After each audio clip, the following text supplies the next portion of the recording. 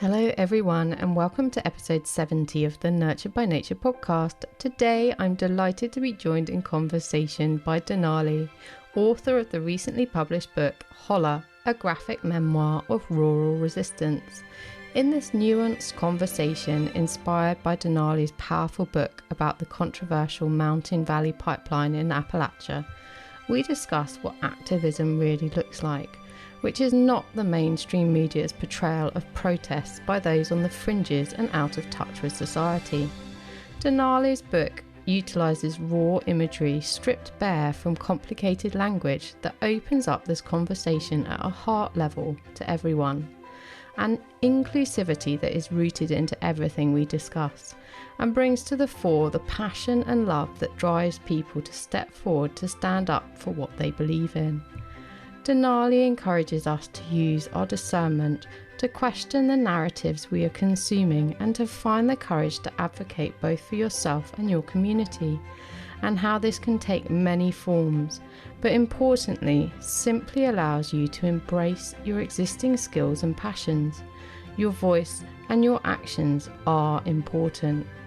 Alongside this call to action, we acknowledge the depths of resilience needed to hold the grief and overwhelm of hopelessness, whilst balancing a belief in a hopeful alternative vision for the future, and how community can be both our biggest driving force and our greatest asset as we embrace the stubbornness to take on what can on the surface seem insurmountable.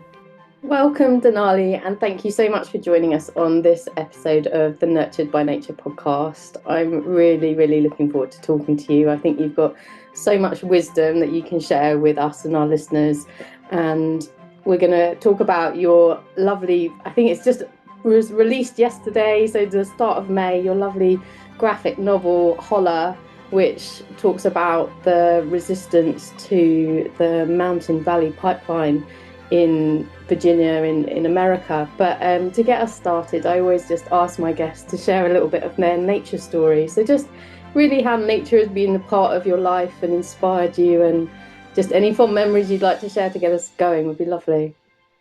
Yeah, thanks for having me, Fiona. I'm really excited to be here. I grew up in southern Maine in the United States, and my house was in the woods. So my earliest memories are plodding around in the woods, either with my sister or alone, and then emerging from the woods to my mom's big woodsy garden that she had in our yard growing up. We lived on a huge hill, and so the hillside in front of us was just full of daffodils, are the flower that I remember them being full of. And I know they were full of a lot of other flowers. I just, at that age, flower names weren't my top priority, but I remember really connecting to the worlds that I could create when I was outside, and picking up acorns and scratching them on rocks to see what I could draw on bigger rocks, and collecting different shaped leaves and scootering on the pavement in the fall when the breeze is so cool in Maine. So I think my earliest nature memories are very connected to that woodsy part of Maine in the northeast of the US. Oh, it just sounds lovely. I love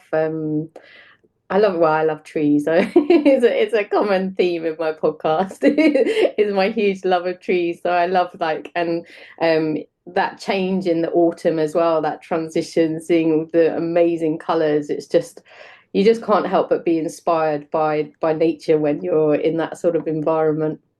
Totally. And now that I'm an adult, I garden.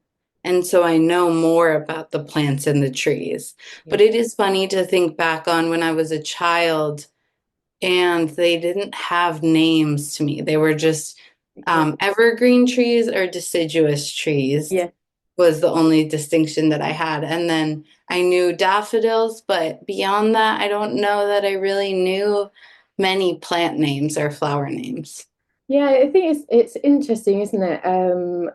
Like we kind of in society get this like addiction to naming things, don't we? But like in childhood, we kind of just have this simple connection, and they just are. They are what they are. Right? You know, you didn't have to name them, but without you could still know them without naming them and have these beautiful relationships with them. And I think that's a real gift of nature, isn't it? It's just giving us this opportunity to experience a connection with everything in the world in a much more simple way than our society allows us in adulthood. Yeah, I agree. I have a friend who I met in the Mountain Valley Pipeline fight who is many years older than me. She's well into her 70s. And she always jokes that she has this habit of asking people what the names of different plants and trees are, but she'll immediately forget them. So she doesn't even know why she asked in the first place. And I think that's like getting at something quite apt, which is that many of our brains can't handle the number of names that we've created for all of the different beautiful things in our world. But even just caring enough to ask and to listen to what someone else who's on a walk with you knows about the plants around you is so beautiful.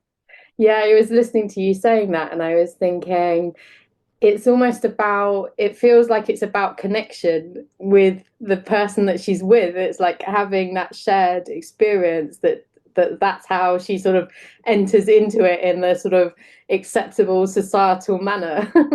And but yeah, I mean, your book is fabulous. It's just this. It's called Holler, a graphic memoir of rural resistance, and it's just come out. And it's. I was saying to you just before we got started that I loved like the kind of raw simplicity of your beautiful imagery because it's the images that tell the story, and there's just when you strip away that language, there is just this, you know, you really connect with the story in just a really deep, sort of soulful way. I mean, was that your intention to sort of make it like more universal, I guess, in a way?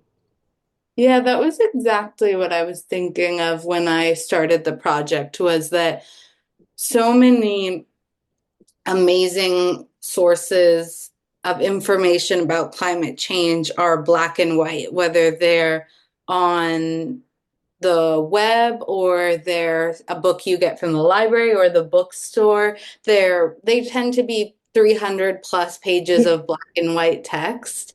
And as a climate organizer for my whole career, I've read a lot of them and I've gotten good things from a lot of them, but I'm very aware that not everyone has a full-time job fighting climate change. And I don't think everyone needs to have a full-time job climate change, fighting climate change. So what I really wanted to do with this book was reach out to people who don't have the time or the capacity to read those dense sources on climate change, or maybe don't see themselves in those dense sources. Like I have a lot of kids in my life, and I want kids to have more exciting books about climate change that include the environment, because there are so many beautiful books about nature, but climate changes specifically, books that I would have wanted to read. And then also, I live in a region of the US, in a region called Appalachia, which historically has been one of the poorest and most extracted from regions in the country. And there still are pockets of people here who aren't comfortable reading huge books or even the newspaper. And so I wanted them to be able to access, if they come upon the book, these stories as well and see themselves in them so that we're not excluding people just because our imaginations are constrained to what a book looks like, which is black and white, endless pages of text. I love that, and like everything you do is about inclusivity, and I think that that's really important. And I actually had a lovely guest, I think, just over a year ago, who was from Appalachia. She'd grown up there, and she actually has an ethical fashion brand. And we talked actually a lot about.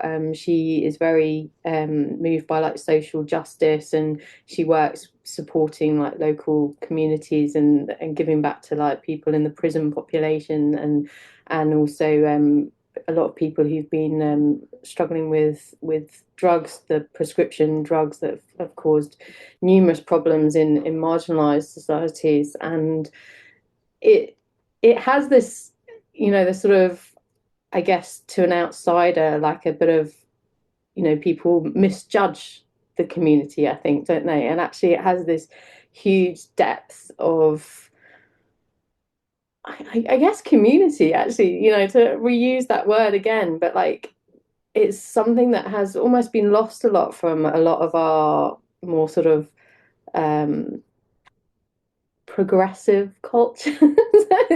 It's so hard, isn't it? I mean, that's part of the beauty of your book is trying. You don't have to stumble over trying to find the words to kind of describe these things, and it I loved the book and the fact that you follow the story of such diverse people and how they are all united by their love of their land, and that's what brings them all together. And I think that's just such a powerful force, isn't it? Is, uniting with our love gives us the strength that we perhaps don't know we have. Yeah, and I think being from India, I feel very connected to those narratives around, oh, that part of the world is just full of poor people who are backwards or uneducated. Or there are nicer ways of saying that, but I think oftentimes that's at the core of it. And often countries like India are talked about in that way, and regions like Appalachia are talked about in that way. But as you said, Fiona, there always is a much more nuanced story about the communities. And there's always a corporation, I think, at the center of why these communities are disadvantaged. And that's true in Appalachia, and it's true with colonization in India. But the patterns of mutual aid and community resistance, and the knowledge that no matter who's in the seats of power, your neighbor and your community are who you can really count on, is something that's really clear and known in Appalachia and in my home in India. Like the street my family lives on, everyone knows each other, even though it's gone from a town to a bustling city in southern India.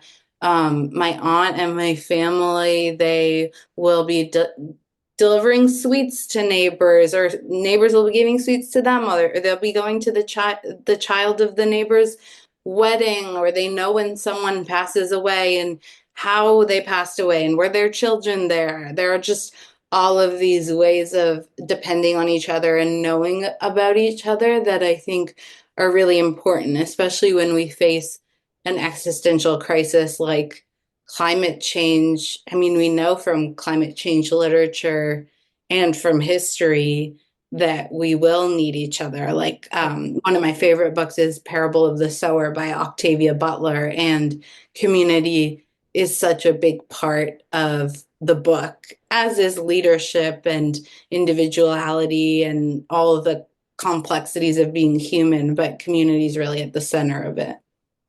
Yeah, and I think it's a thread that often comes up in my conversations on the podcast, is just the importance of community. And I think it's reflected in our, how our society has evolved to separate us from the natural world, is also mirrored in the fact that we've been separated from each other as well. There's the hierarchies of, people above nature, and then also the hierarchies within our society, within the human context of how we are taught to relate to other people, is to keep us separated. And when we're separated, we are disempowered, basically. And actually, that's one of the beautiful things in your book, is that you talk about how it was the people coming together, and actually that was one of the greatest gifts for everyone, was actually the community that evolved during the resistance. Yeah, and that's part of the title, the thinking behind the title of Holler. Some of your listeners might be familiar with the different definitions of the word holler, but in Appalachia, there are two prominent ones. One is a holler is a village tucked away or a little neighborhood tucked away in a mountainside. It tends to be like a handful of houses that are quite far from town and have to depend on each other, whether it's in times of serious flooding or just day-to-day needs, because in Appalachia there are a lot of elderly people who do need support. So holler is one name for the way people live tucked in the mountainside, which many of the people in the book do live in hollers. And then it's also a word for to yell or to call out. And when I was driving through the mountains, I was struck by how that's really what people were doing in the fight to stop the Mountain Valley Pipeline. They were hollering at each other from their hollers. And Yeah. yesterday, one of my friends in southern West Virginia texted me a picture of the book in their holler. And I was struck by how in the background of the picture, is a dirt road. Like the hollers of Appalachia really are not what everyone in kind of like the urban elite thinks of as the life that we're reaching for. But for people in Appalachia, this is home and this is where many people feel connected to.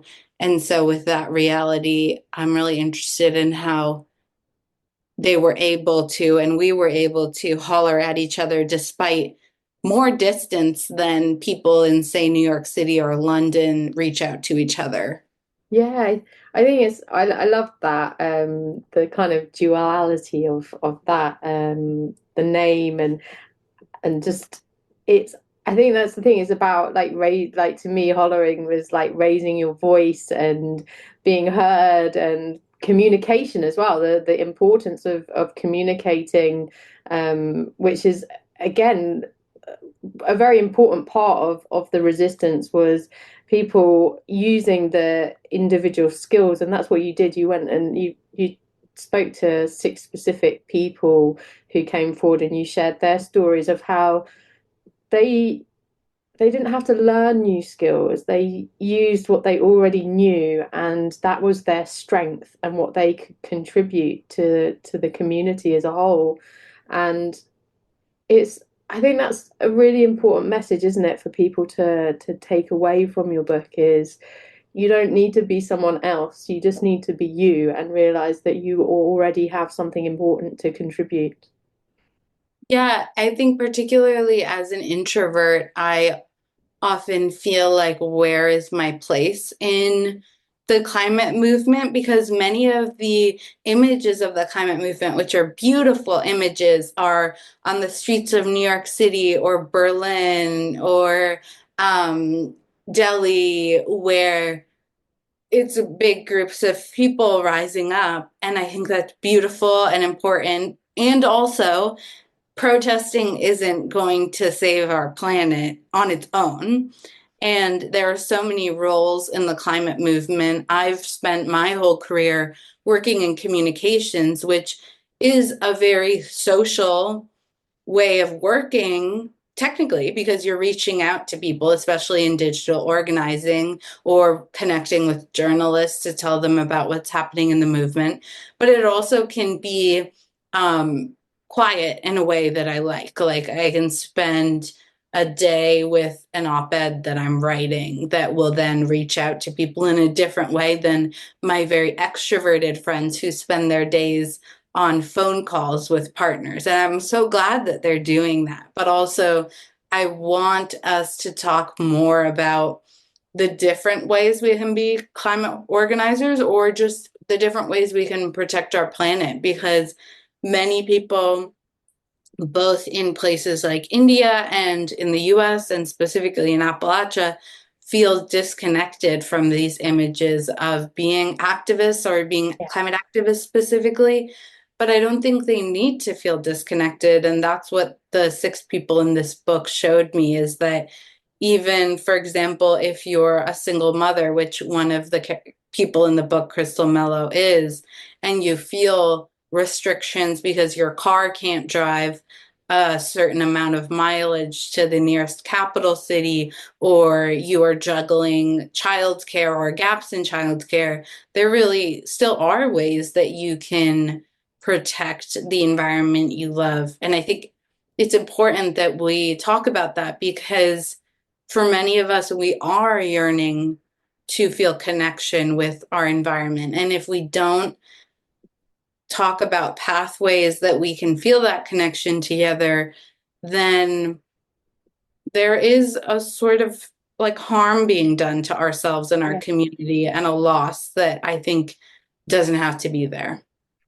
Yeah, I think that's the thing, isn't it? Is it's we get um so much kind of negative news, and for those of us that care, we find that just really massively overwhelming, and we also feel quite powerless to like actually make change. And then you do just find yourself sort of buried under the weight of this, huge desire to do something, but not having any idea what you can do. And even if you do something, is it going to make a difference? And I mean, I loved one of the stories of yours was about a photographer who walked the pipeline route and took pictures and actually um, raised awareness with like one of your national park services that didn't actually know like the route was going to impact them in the way that they did. And that's a very different image to the image that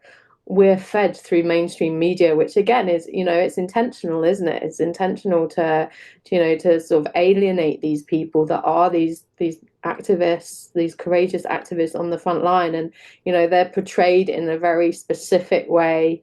I mean, I'm sure it's similar in the US as it is here. They're sort of the hippie dropouts and, smoking weed and, disconnected from society and everything like that. And it's, that's very deliberate. And I think that's something that we need to be very aware of as well, is like people are portrayed in a certain way for a reason, and it's a reason to keep them separated from society, sometimes even to propagate fear against them, that what are they going to do to you, and they just don't understand. And that's also very important, isn't it, is to realize, that these are just normal people, and actually what's uniting them is their love of the land. We have a phrase in this country, I don't know if you have it over there, which is called NIMBY, which is not in my backyard. And it's actually really, I was thinking about it, and I was thinking it's really used in such a negative way to just dismiss the opinions and thoughts and concerns really of the local people that are going to have been stewarding the land. They are the people that are familiar with the land. They'll often be the ones that are walking the land. They might not directly own it or manage it, physically, but they are familiar with it. They might know the sort of the way it floods when there's heavy rains, and where certain flowers and things that all the little things that you gain when you have a relationship with place over a longer time. And they're just so often dismissed with this term, and just sort of like they're just standing in the way of progress for the sake of it, and selfish, and actually it does them such a disservice. Yeah, definitely. There was a recent huge news from the courts in the US, in the northern part of the Midwest, where an international green group that I'm sure your listeners have heard of, called Greenpeace, lost a lawsuit against a massive fossil fuel corporation, Energy Transfer, because of Greenpeace's climate activism. And I think from that big a scale to the small scale of one's neighbor saying, "Oh, I hate those activists," something as simple as that. It's all part of a broader strategy that not only fossil fuel companies are actively using, but also just oppressors from now to our as far as we can remember collectively. It's just part of the toolkit. But I think getting to know the diversity of people who are connected to their environment and are taking climate change, the threat of climate change seriously is so important. And it's important not only that people take the initiative to do that, but also that we offer people pathways to do that, because the pipeline movement here in Appalachia against the Mountain Valley Pipeline, it wasn't all the individuals weren't all in agreement. Some people were very focused on pipe safety, like for Yeah. example, the chapter that you were referencing, Fiona, that tells the story of Paula Mann in West Virginia, who used her photography skills to document the pipeline route. Paula had the pipeline going through her land, and she was very concerned about this 42-inch diameter high pressure methane gas pipeline going through the steep slopes that she had spent her whole life on, and that seven generations of her family had spent their whole lives on, and through massive boulders and through creeks that were precious to her. And then there are people like Michael James Geramo, who's in one of the final chapters, who was a student in Richmond, Virginia, who's from where the pipeline goes through in Blacksburg, Virginia, which is where Virginia Tech is.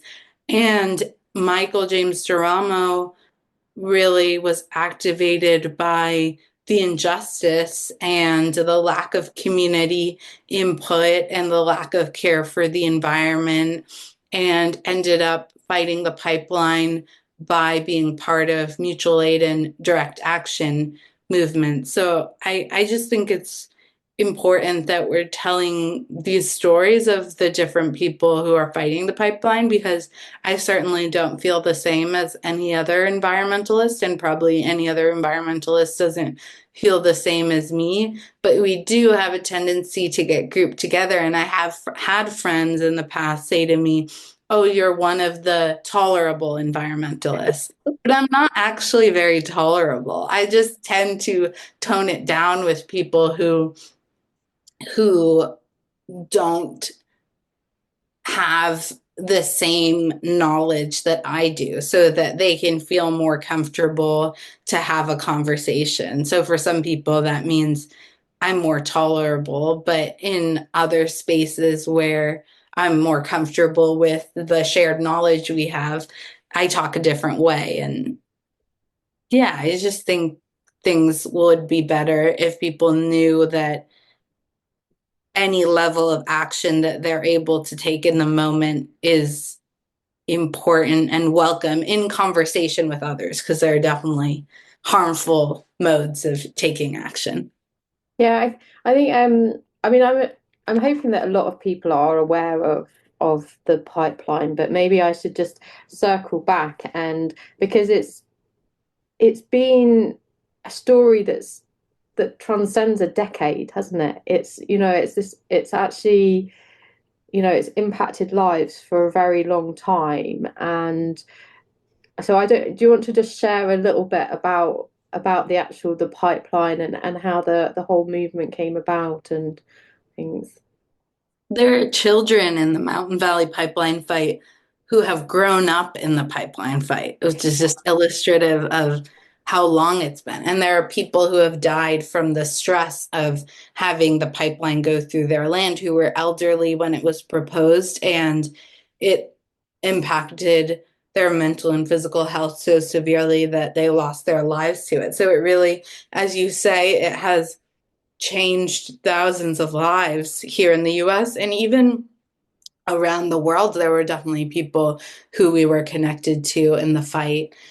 And the Mountain Valley Pipeline fight started when the pipeline was first proposed in 2014 during what was called in the US the Appalachian fracking boom, which many other countries have had other versions of the fracking boom, but it was sort of a upsurgence in fossil fuel companies constructing and proposing what the fossil fuel industry calls natural gas, but is really more honestly referred to by scientists as fracked gas or methane gas because it does contribute to methane emissions, which contribute significantly to global greenhouse gases. So the pipeline was first proposed in 2014, and resistance started immediately when people started hearing about the pipeline, especially in this region, because Appalachia has been a huge center of extractive industry for the past century and more. And so the pipeline got proposed, and the path went all the way through West Virginia, which is the only state in the US that's fully in the region that's called Appalachia. Every Yeah. corner of West Virginia is in Appalachia. And in my opinion, West Virginia is the most beautiful state in the US, but it is also quite marginalized and misunderstood. And then it went through where I live now, which is Southwest Virginia, which sounds a little confusing to people who even live in Richmond, Virginia, but I'm sure even more confusing to people farther away. But it's in the southwestern part of the state of Virginia.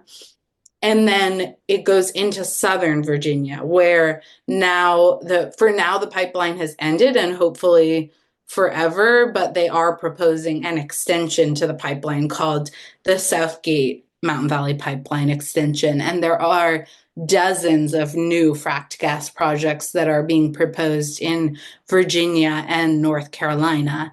And this pipeline specifically is one of the biggest pipelines that the industry builds. There are a lot of gas pipelines that are tiny. I mean, many parts of the world have gas pipelines going through our communities that we know of. They could be as tiny as like a few inches in diameter.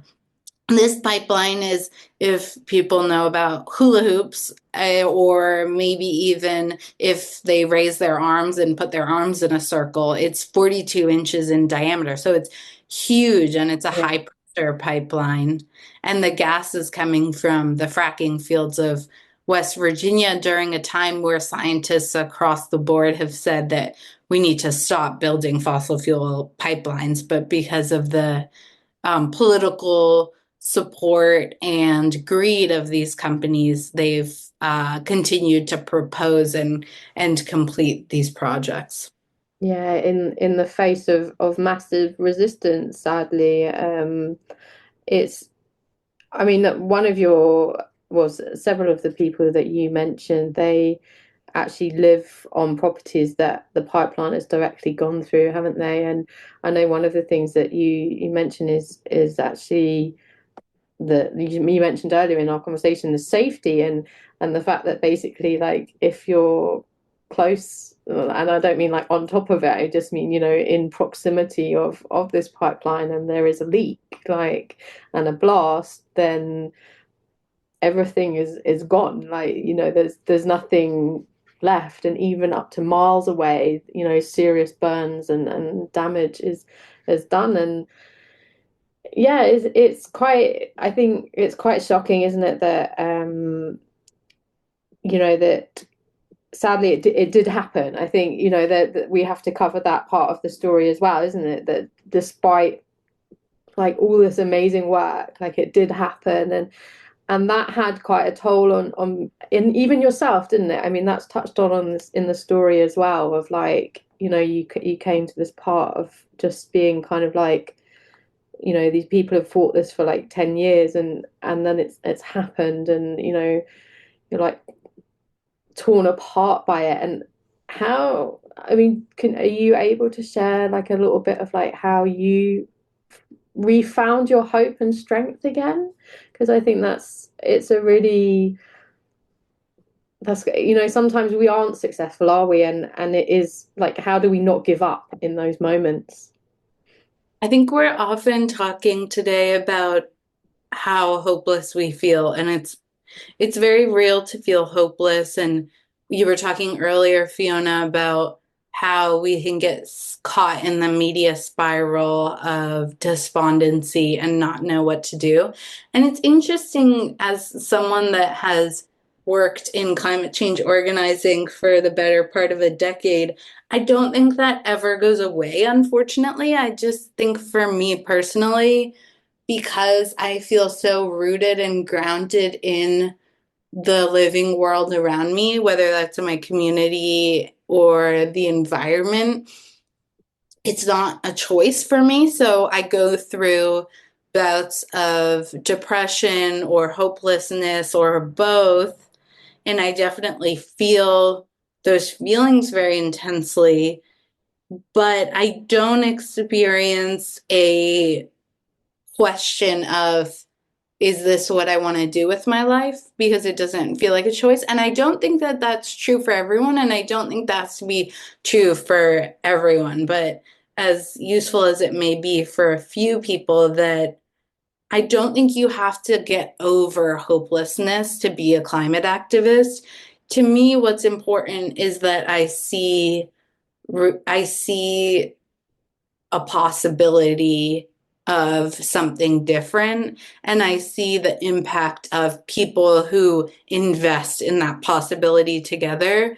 I think as a child, I was very connected early on to the anger I felt at learning about injustice. Yeah. In the US, we learn about the civil rights movement and the genocide of indigenous people who stewarded this land for much longer than my family has been here since immigrating for the US and many people around me. Of course, we learn about it. We don't learn about it perfectly, and I've had to do a lot of unlearning and relearning.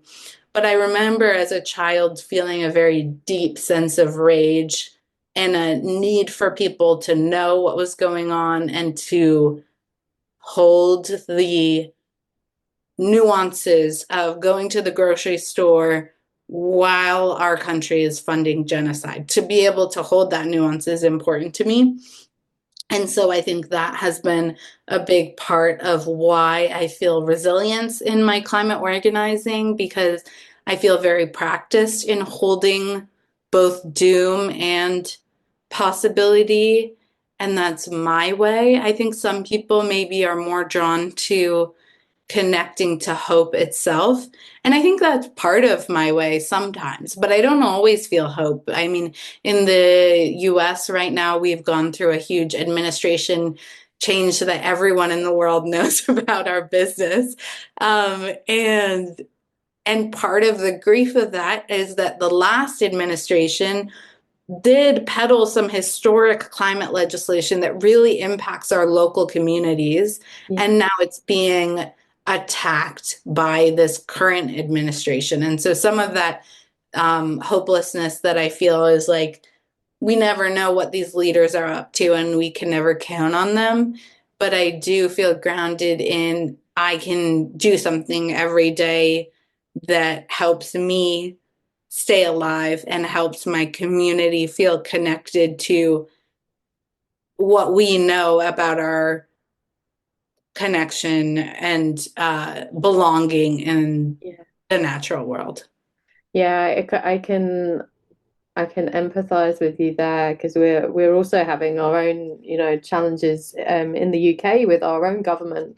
Perhaps not so well documented around the world as your current challenges, but our own government is, literally sort of on the verge of trying to, change the laws that gave a lot of protection to the natural world, particularly in the face of development and planning, and just basically kind of tearing up the rule book and being like, we don't want to protect the natural world. Progress is more important, and progress at all costs. And so it is, I think, something that we're all facing, and we all have to find our way of dealing with it. I mean, you mentioned the word grief, and I think that is really key, isn't it? Is it's like, when you do suffer, someone, you lose someone you love and you have grief for that loss.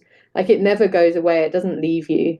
It's something that you'll always carry. And it's, you know, I mean, I saw a lovely illustration once that said like your kind of your world just expands around it. So the grief becomes a smaller part of your existence, but it doesn't, your grief doesn't shrink, but your kind of life grows. So it feels less in that way rather than it actually becoming less. And I think that's the thing is it I've spoken to a lovely guest who had an amazing book, and that book was about like how do we hold, you know, this grief but at the same time hold this vision for a future.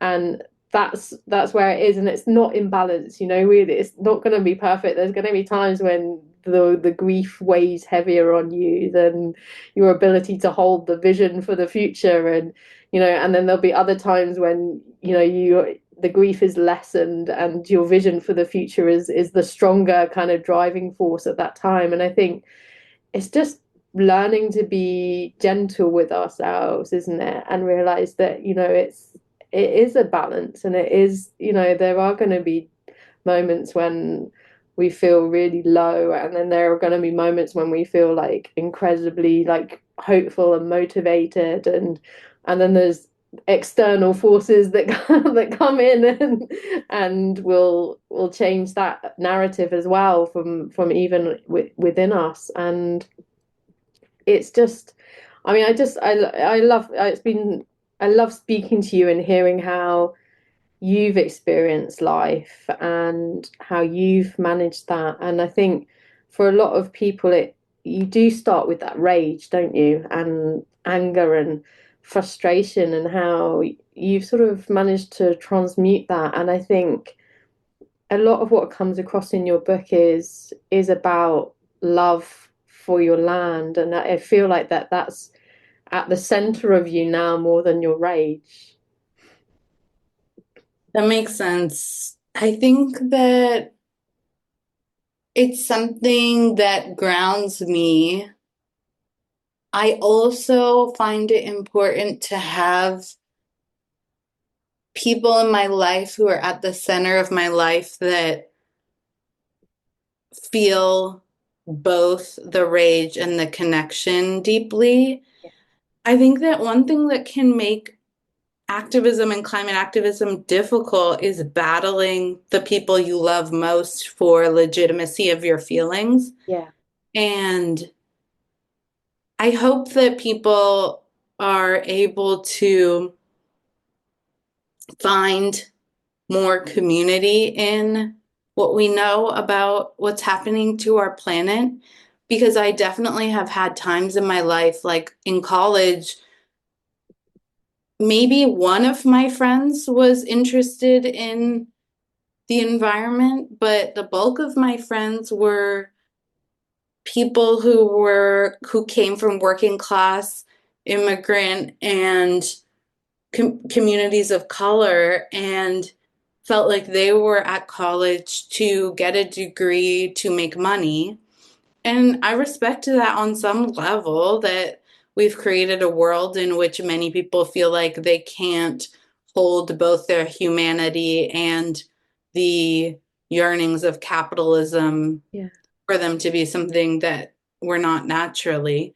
But also, I felt very isolated to be I didn't want to be the exception to all environmentalists. I feel pretty connected to how annoying we are. Like, I don't want to be not annoying to people, because the annoying element of a lot of environmentalists is they make people think about things that they don't want to think about. Like, so many people in the suburbs do not want to think about their lawn. They just don't. So then they call it annoying.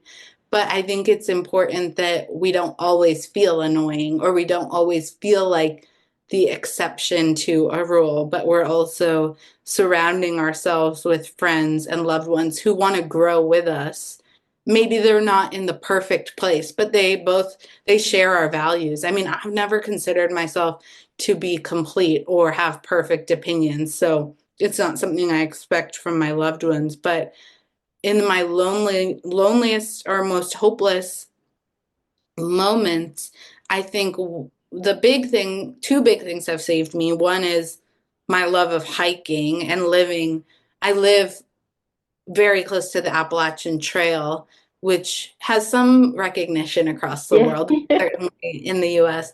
And there are so many trails near me. So one thing that saves me is hiking, which isn't the same for everyone, but most people have some love of spending time outside. Sometimes I just like to sit on my hammock, but generally hiking is impactful. And then the other thing that has saved me is being able to call a friend or talk to my family or my partner and them understand that these feelings of despair are real. They're not, I often hear people get called, or the movement get called chicken little, running around like the world's Okay. ending. Yeah. And I don't really get that because it's not a bad thing to be It's running around. invalidating you, isn't it? Right, Yeah. right. And Yeah. it's also wrong. Like a lot of parts of the world that we know could end. So it's not a reasonable criticism to say that people are being too doomerist. So I find it very important in this current world that's very digitized, and we often talk about loneliness, that probably all of your listeners feel a pull towards protecting the living world. And I think it's important that we don't feel alone in that pull. Yeah, I think that's really important, and I think that comes back to this idea of community, doesn't it? And just and that's something that we can learn from nature as well. Nothing in nature exists in isolation. Everything, across species is working together, and it needs each other, and that's something that we need to kind of refine and relearn, isn't it? Is actually, there's this, beautiful need for celebration of diversity of humanity, and the amazing kind of wealth that is there when we embrace the diversity of people, and what they can bring, and the perspectives that they have, and the unique wisdom that we all hold, and how it is important to bring that to the table and shape the future. But it is important, I think. I mean, one of the words I've always liked is active hope, which is, it's not passive. It's not just sitting there, something's going to get better and I don't have to do anything about it. Just have to think about rainbows and butterflies and unicorns, and we're going to solve the crisis. But it's actually, you do need to do something, and that's really, like, what I love about your book is it's saying, like, it doesn't matter who you are, what your background is. You've got a teacher, you've got a single mother, you've got a nurse, the student who organizes things, a photographer, um, a seed keeper with an indigenous background.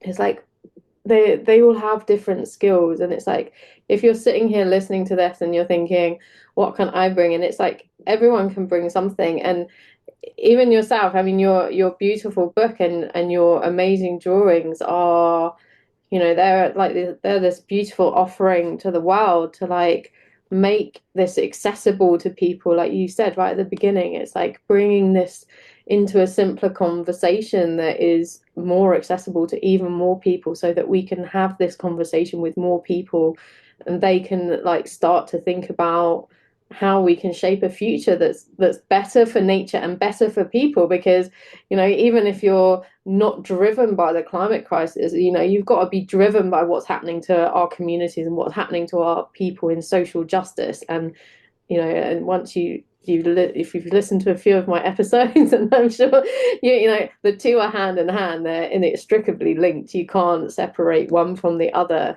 and it's just important, and to make it as accessible, and to make sure we're having these conversations, and try and do it, I suppose, from a place of love, and looking for an ability to collaborate with people, I think, is important.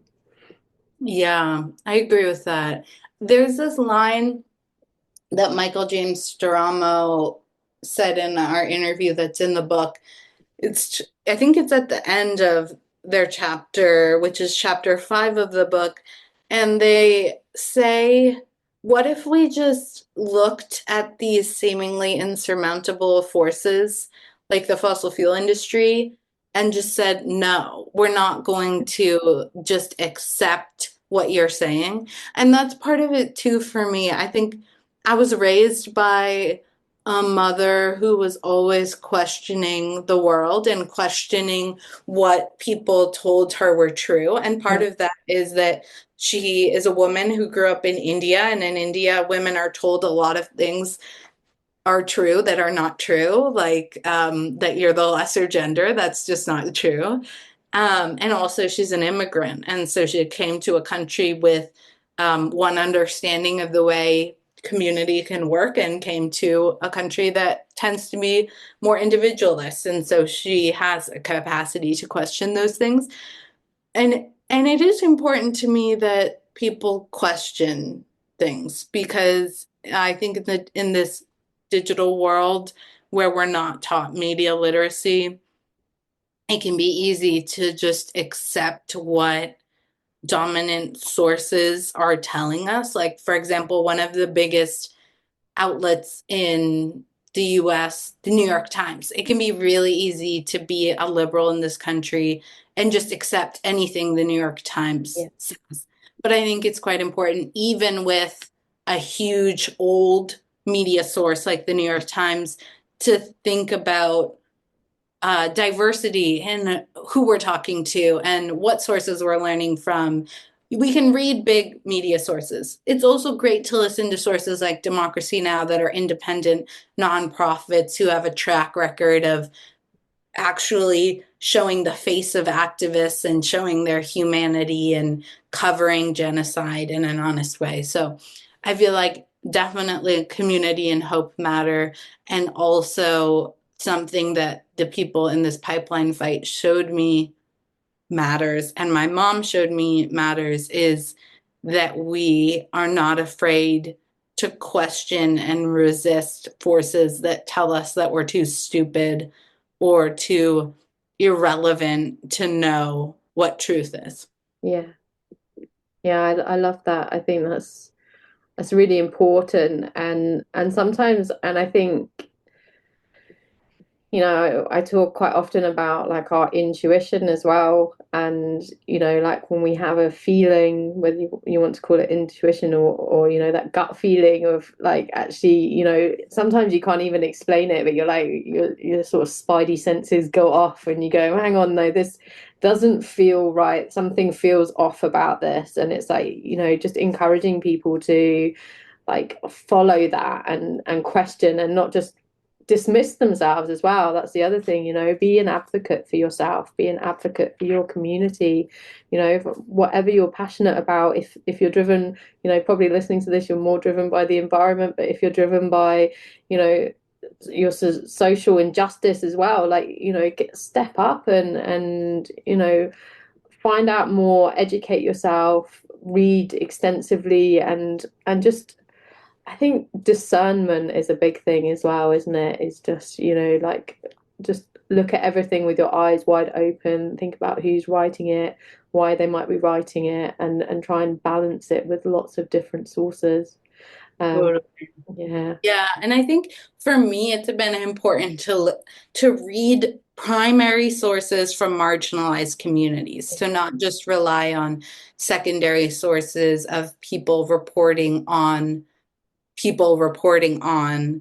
community voices, but for me, the civil rights movement in the US and the Black liberation movement are big sources of learning and inspiration. For other people, other movements will be big sources.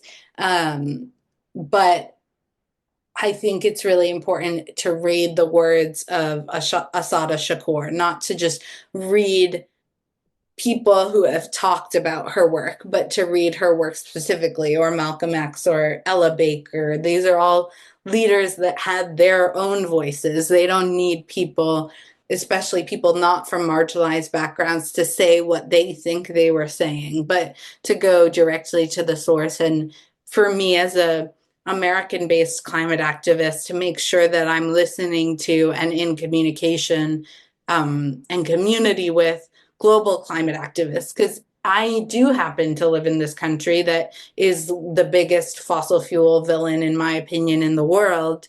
And so I focus my organizing here. And this book is about people who live here, but this isn't all there is to the climate movement. Certainly, there's a whole globe around us. So to make sure that we're learning from each other and questioning what traditional sources are saying to all of us feels important.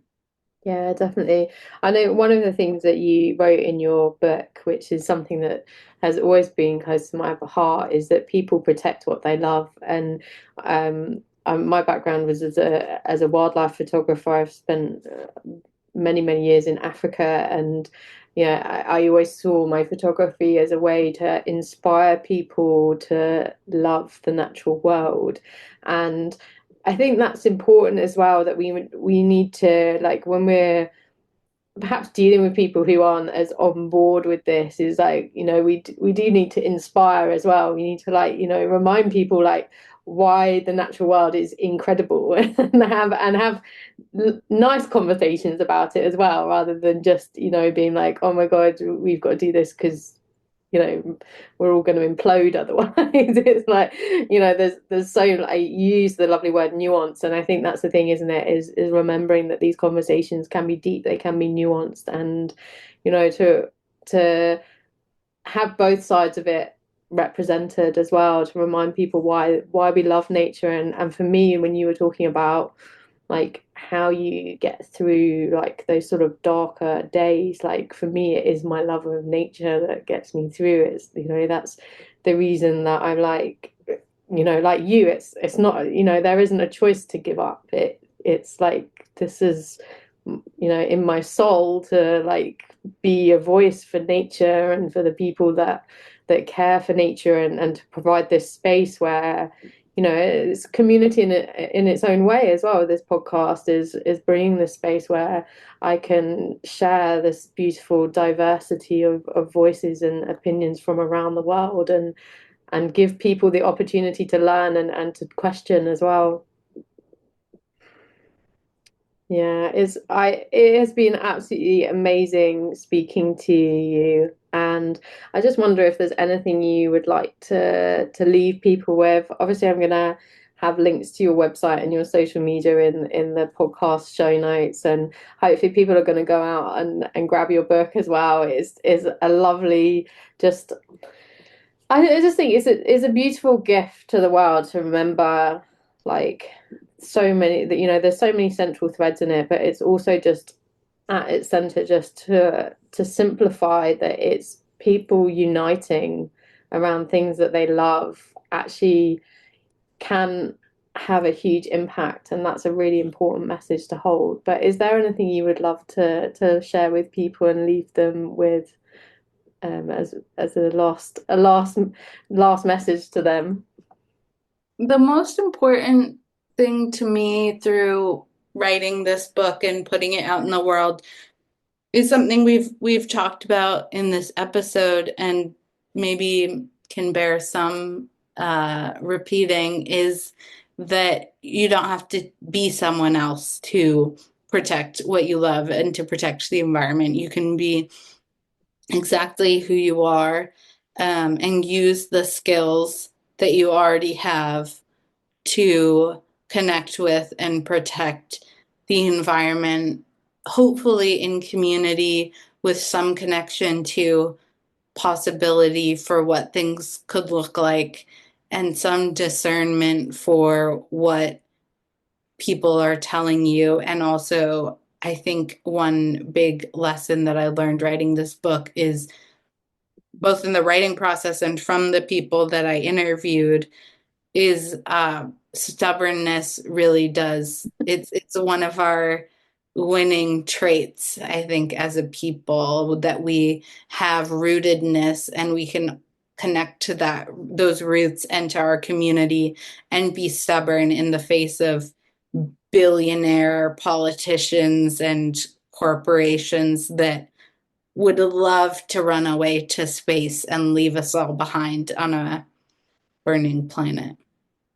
Yeah, I love the idea of being stubborn. I definitely I have a little Dachshund dog, and one of the traits of Dachshunds is that they're stubborn, and very politely we call her willful. But it's a trait that we definitely all need to embrace. I think in the years that we have ahead of us as we undertake these movements and hold this vision for the future that we know is possible. I think that's the other thing is just we know it's possible. There are going to be challenges. It's not going to be easy, but it is possible. And there are amazing people like yourself, Denali, out in the world, and people can connect with you. And just we just need to build our communities and draw strength from each other, and that's how we're going to move through this and learn and hold that vision for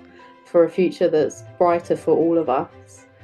But it's been an absolute pleasure speaking to you. I have a feeling that this is probably not going to be your only book. It's going to be the first of, I hope, many that will come, because I think you have a beautiful gift and a way of sharing what is quite a heavy and difficult subject in a way that's very digestible and easy and approachable. And I think that's a really important gift. So I hope that it's going to be the first of many, because I'd like to see more of your amazing illustrations and your beautiful way of just speaking to people's hearts in a way that's inclusive, because I think that inclusivity is really an important message at this time as well. But it's been my pleasure to host you today, and I hope we'll see more from you in the future, and I'd love to have you back in the future to talk more.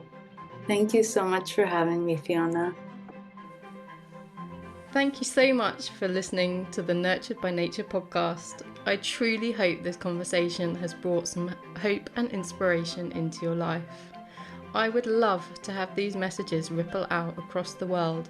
So if you can, please share this episode with your friends, leave a review on your favourite podcast player, and make sure you subscribe so you don't miss the next episode. I would love to hear from you, so please feel free to connect with me on the links provided in the podcast description.